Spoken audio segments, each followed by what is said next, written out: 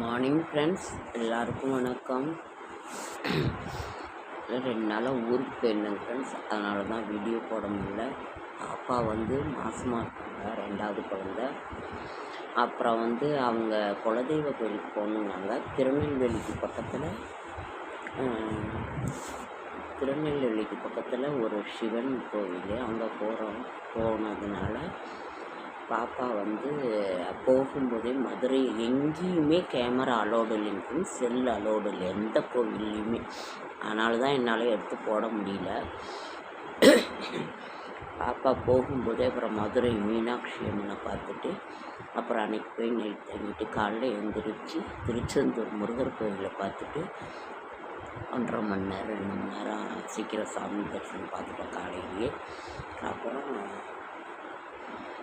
திருச்செந்தூர் பார்த்துட்டு அப்புறம் மந்திரமூர்த்தி, வேதமூர்த்தி, மாடன் மாடத்தின்னு அவங்க குலதெய்வ கோயில், அங்கே போய் அந்த குலதெய்வ கோயிலையும் பார்த்துட்டு ஆதி சுடலை சுவாமி அப்படின்னு ஒரு இது இருந்துச்சுங்க ஃப்ரெண்ட்ஸ். அதாவது திருநெல்வேலியிலேருந்து ஒரு 10-20 கிலோமீட்டர் ஆதி சுடலை சாமி இப்போ வேலை நடந்துக்கிட்டு இருக்குது.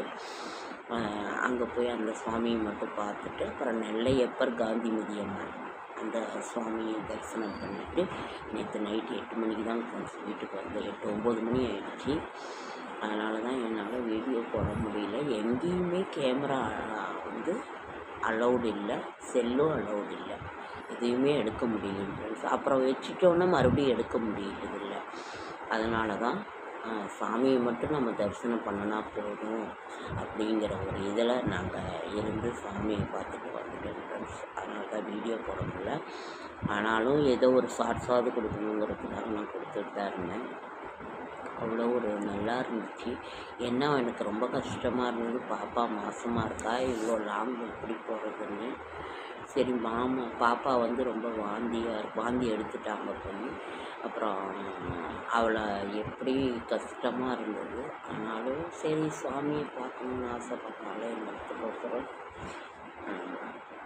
அதை எனக்கு மனசு கஷ்டமாக தான் இருக்குது. எப்படி மாசமாக வச்சுட்டு பிள்ளைய எப்படி எவ்வளோ கூப்பிட்டு போகிறோம்.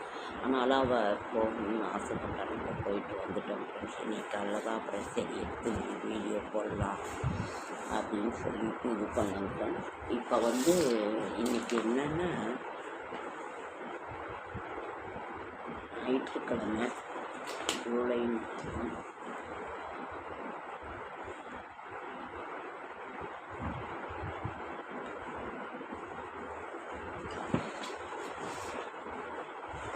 ஜூலை மாதம் ஞாயிற்றுக்கிழமை 19ஆம் தேதி பஞ்சமி திதி காலையில். இன்றைக்கி சஷ்டி திதி, ஆடி மாதம் 3.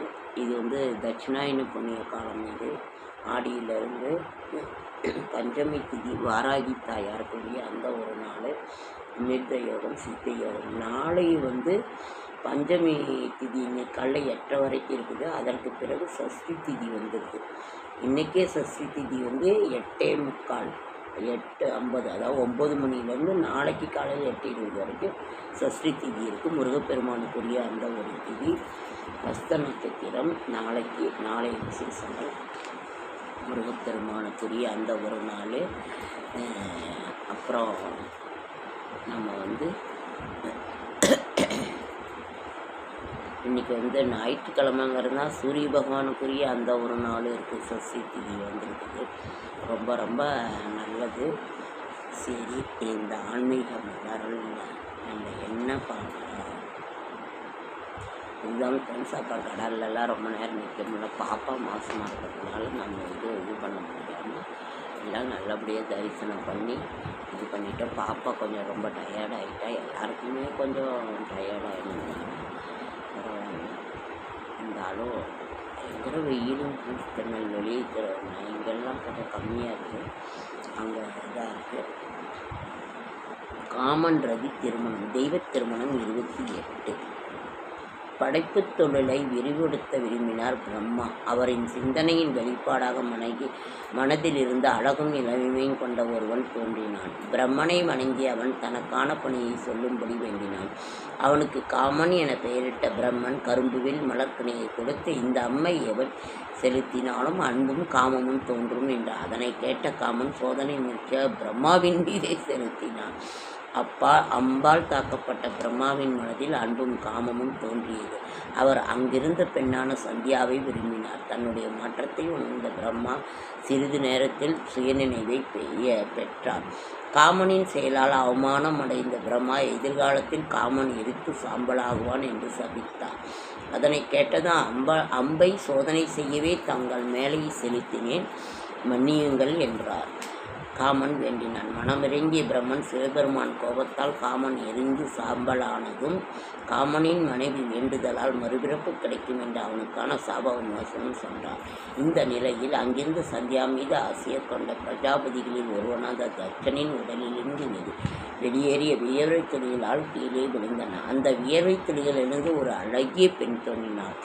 அவள் கையில் தாமரை மலர் ஒன்றிருந்தது. அவள் பிரம்மாவை வணங்கினாள். அவளிடமிருந்து என்னிடமிருந்து தோற்றம் பெற்றிருக்கும் மன்மதன் உயிர்களுக்கு மகிழ்ச்சி ஏற்படுத்தும் பணியை செய்கின்றான். நீ அவளை திருமணம் செய்து கொண்டு அனைவரின் மகிழ்ச்சிக்கும் துணையாக மோகத்தை ஏற்படுத்தி நீ ரதி எனப்படுவாய் என்றார். மோகம்னாலே காமன் ரதின்னு தான்ங்கிறது சொன்னார். மகிழ்ந்த அவள் காமனை திருமணம் செய்து கொண்டாள். இப்படி காமன் ரதியை திருமணம் செய்து கொண்டு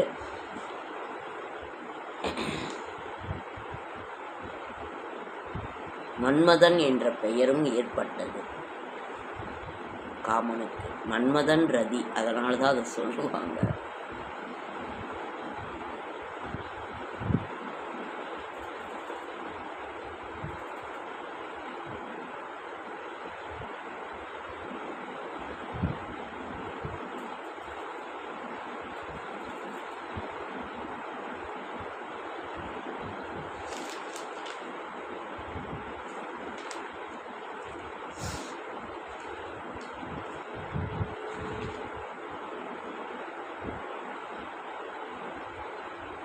பிறந்த நாட்டை விட்டு நாம் எங்கேயோ சென்று வாழ்கிறோம் அப்படிங்கிறது.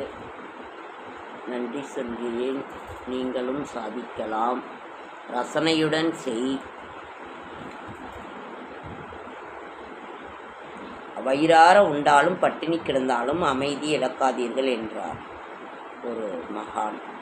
இருப்பதை கொண்டு திருப்தியாக வாழ வேண்டும். ஏழ்மையிலும் நேர்மை பின்பற்றுவது அவசியம். இழந்ததை எண்ணி வேதனை அடையக்கூடாது. இருக்கிறத வச்சு நாம் இது பண்ணி வாழணும் அப்படிங்கிறத சொல்கிறாங்க.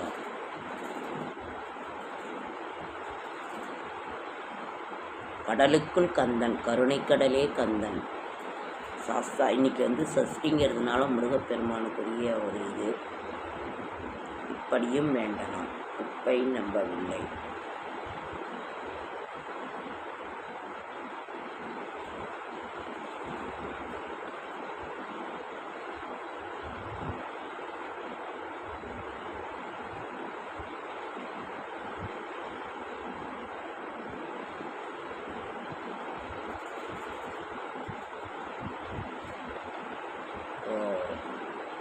கடலுக்குள் கந்தன்.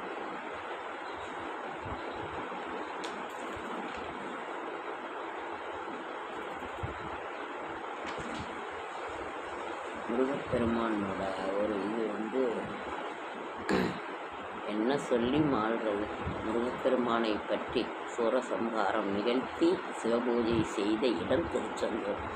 எந்த பிரச்சனையாக இருந்தாலும் முடிவுக்கு வரணும்னா திருச்செந்தூர் போய் வேண்டது ரொம்ப நல்லது.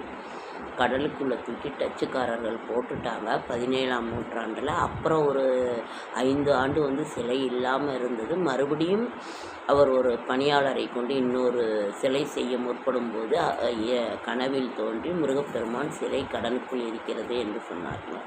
அப்போ அந்த கடலுக்குள்ளே போகும்போது நான் காட்டி கொடுக்குறேன், அதை எடுத்துகிட்டு மறுபடியும் பூஜை பண்ணுங்கன்னு முருகப்பெருமான் கனவுல சொல்கிறாரு. அப்போ ஒரு கடலுக்குள்ளே ஒரு படகு எடுத்துகிட்டு போகும்போது ஒரு எலுமிச்சம்பழம் மிளக்குது.